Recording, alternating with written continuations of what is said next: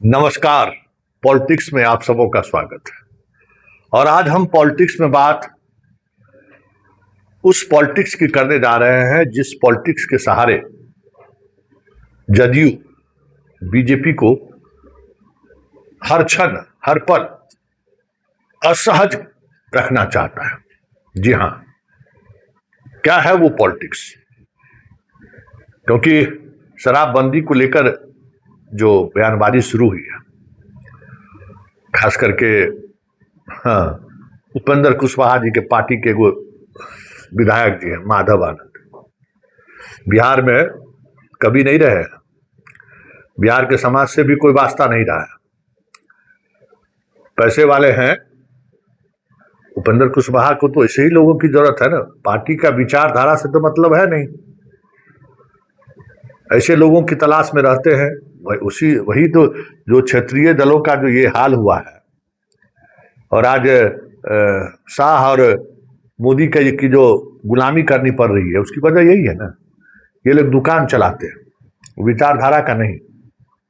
बाकी दिल्ली में सुनते हैं कि करीम के होटल के पीछे बहुत बड़ा होटल का इंडस्ट्री इनका है।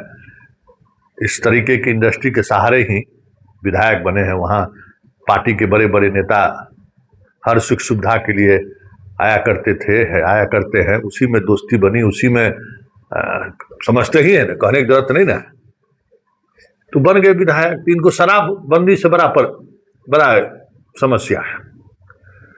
जैसे लगता है कि शराब का जो ठेका शुरू होगा, ठेका पट्टा, तो सबसे बड़ा सप्लायर यही होगा, इनको सबसे ज्यादा दर्द है।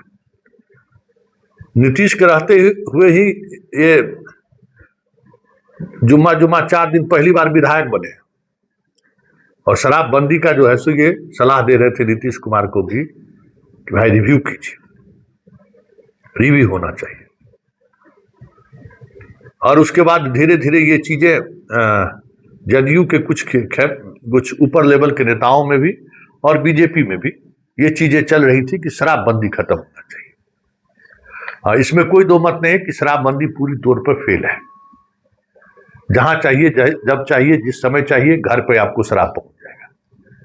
लेकिन इसके साथ ही ये भी बात है कि कोई शराब पी के परिवार में गुंडई नहीं कर सकता है, चौक चौराहा पर उस तरीके का व्यवहार नहीं कर सकता है जैसे लोग पहले शराब पी के किया करते थे। इतना तो फर्क है। तो शराबबंदी को लेकर बीजेपी के अंदर भी, जदयू के एक खेमे के अंदर भी एक लॉबिंग चल रही है कि शराबबंदी बंद। और ये एक ऐसा जरिया मिल गया है जदयू के उस कैंप को जो नीतीश के आसपास वाले कैंप है, मतलब नीतीश को जिंदा रखने वाला जो कैंप है, उस कैंप को एगो आइडिया मिल गया है कि भाई शराबबंदी के मामले में जो है सो एकदम नहीं, बर्दाश्त हम नहीं करेंगे। तो आज सुबह सुबह नीरज जी शराबबंदी पर ज्ञान दे दिए। सम्राट चौधरी भी कह रहे हैं कि हम शराब नहीं हटाएंगे। और अब शराब हटाने की जो बात करेंगे बहुत मुश्किल है उसको लेकर। उस फैसले पर आने के लिए महिला नाराज हो चाहे नहीं हो, एक नैरेटिव तो बनेगा। जैसे ये लोग महिला आरक्षण बिल पर पटकनी खाए हैं तो नैरेटिव बना रहे हैं ना, जैसे लग रहा पहले से पोस्टर बने रूनर लेकर थे वहां। जैसे ही हारे सब महिला सांसद सब निकल गई बाहर। इसी तरीके से जदयू भी इसको लेकर उसी तैयारी में कि हटाए कि महिला सबको हम रोड उतार देंगे।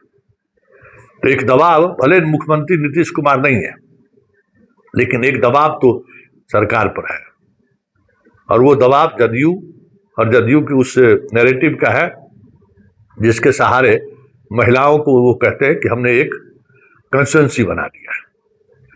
तो ये इशू बीजेपी के लिए गले की फांस बनी हुई है। खजाना खाली है, पैसे नहीं है, और पैसे का एक बड़ा जरिया शराब हो सकता है, हर स्टेट को है, लेकिन निर्णय हो तो हो कैसे? तो सुबह सुबह नीरज जी कुछ कहे हैं, जरा सुन लीजिए। माननीय मुख्यमंत्री सम्राट चौधरी जी ने शराबबंदी पर संकल्प की चौधराहट दिखाई। माननीय प्रधानमंत्री नरेंद्र मोदी जी की सहमति, पूर्व मुख्यमंत्री माननीय नीतीश कुमार जी जो क्लाइमेट लीडर हैं, उनके फैसले पर मुहर लगाया, कहा कि शराबबंदी कायम रहेगा। समाज के बदलाव की पटकथा, जिसमें महिलाओं का सम्मान, दलित, अति पिछड़ा एवं युवाओं के नई सोच का जो बिहार बनाना है, उसमें शराब जैसे व्यसन से दूर रहना है। यह निश्चित रूप से आदरणीय सम्राट चौधरी जी बधाई के पात्र हैं कि आपने जनता की भावना का प्रकटीकरण किया है।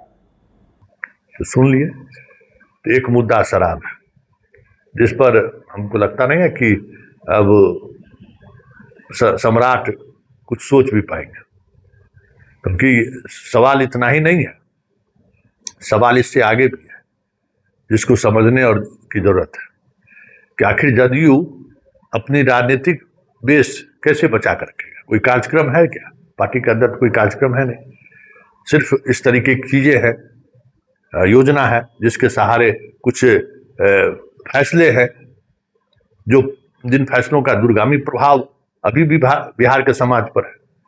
तो शराब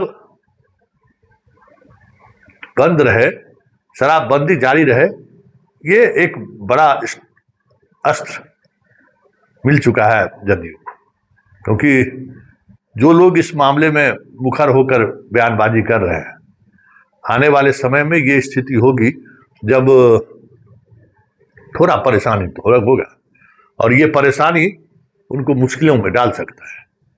इसलिए कोई सरकार हो या कोई मुख्यमंत्री हो, ये साहस तो नहीं करेगा कि हम इसको बदल दें, और जदयू भी इसको अब राजनीतिक हथकंडों के तौर पर इस्तेमाल करेगी। ये भी संकेत बार बार बयानबाजी के सहारे देने लगी है कि भाई हटाए तो हम कह देंगे भाई प्रधानमंत्री के इच्छा के विपरीत आप जा रहे हैं, हम फिर बार बार उसको अलग नजरिए से देखना हम शुरू कर देंगे। तो ये एक दबाव सरकार पर, एक अप्रत्यक्ष दबाव के तौर पर शराबबंदी कानून जारी रहेगा, यह संकेत अब साफ दिखने लगा है। अब इसका कितना प्रभाव पड़ेगा मुख्यमंत्री के फैसले पर, ये तो आने वाला वक्त बताएगा। लेकिन एक बात तो तय है कि इस तरीके की चीजें से मुश्किल तो होगा। जो भी ये फैसला लेने वाले लोग हैं या जो मुख्य धारा में जो लोग हैं, उनको इस तरीके के फैसले को, मतलब इसका रिव्यू करना भी जो है खतरे मोल लेना है, क्योंकि महिला जिस तरीके से बिहार में एक कंस्टिट्यूएंसी बन गया है वोट बैंक का, परेशानी तो खड़ा कर देगा। चलिए, पॉलिटिक्स में इतना ही, इजाजत दीजिए, नमस्कार।